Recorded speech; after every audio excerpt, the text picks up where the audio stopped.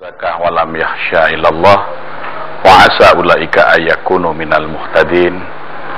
Asyhadu an la ilaha illallah iyyahu na'budu wa iyyahu nasta'in wa asyhadu anna Muhammadan abduhu wa rasuluh alladzi mab'utsu rahmatan lil alamin.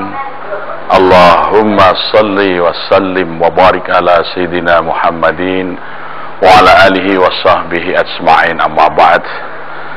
Jamaah Indonesia berzikir yang dimuliakan Allah, alhamdulillah kita dapat bersilaturahim melalui media ini. Kita akan berbicara mengenai bagaimana memakmurkan masjid.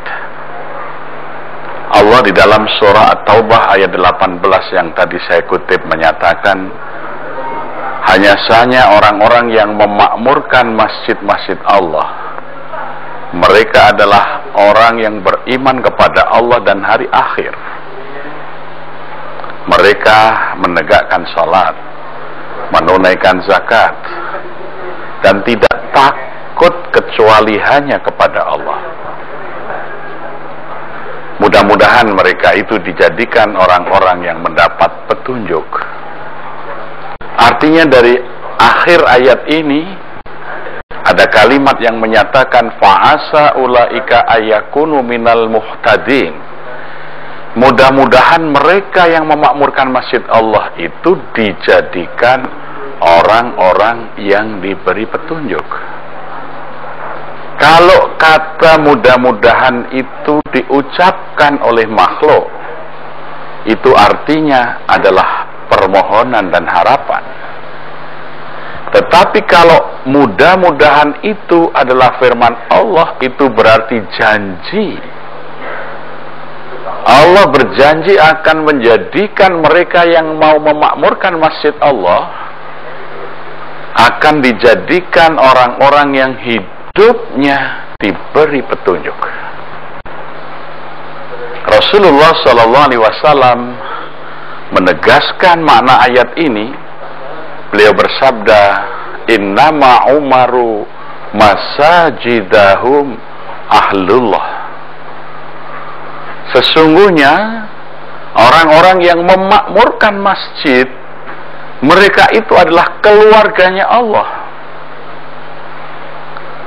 Ahlun, keluarga itu adalah orang yang dicintai, dijaga, dipelihara, disayangi. Maka kalau kita menjadi orang yang selalu memakmurkan masjid-masjid Allah, maka kita akan diangkat oleh Allah sebagai ahlun, ahlinya Allah. Hidup kita akan disayangi, ditunjuki, dibimbing, diarahkan oleh Allah Subhanahu wa ta'ala. Bahkan Rasulullah SAW dalam hadis Bukhari menyatakan, ahabul biladi indallah masajiduha wa abghadul biladi indallah aswaqiha. Tempat yang paling dicintai Allah, yang paling disukai Allah adalah masjid-masjidnya. Dan tempat yang paling dibenci Allah adalah pasar-pasarnya.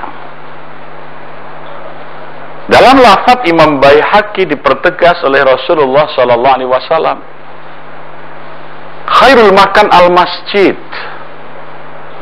wa syarul makan asyuq.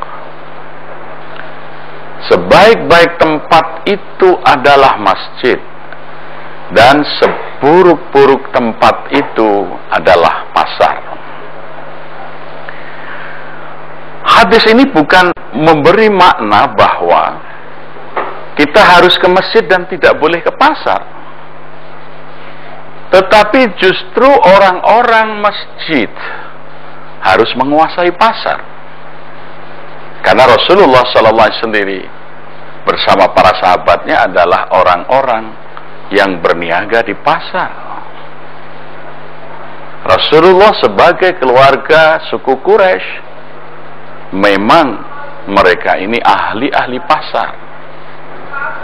Quraisy sendiri adalah nama gelar dari Qusay bin Kilab, sesepuh dari Rasulullah Sallallahu Alaihi Wasallam.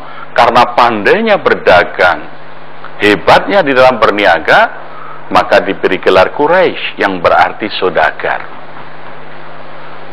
Karena memang umat Rasulullah Sallallahu Alaihi Wasallam di akhir zaman ini adalah umat yang akan ditentukan kehidupannya oleh pasar.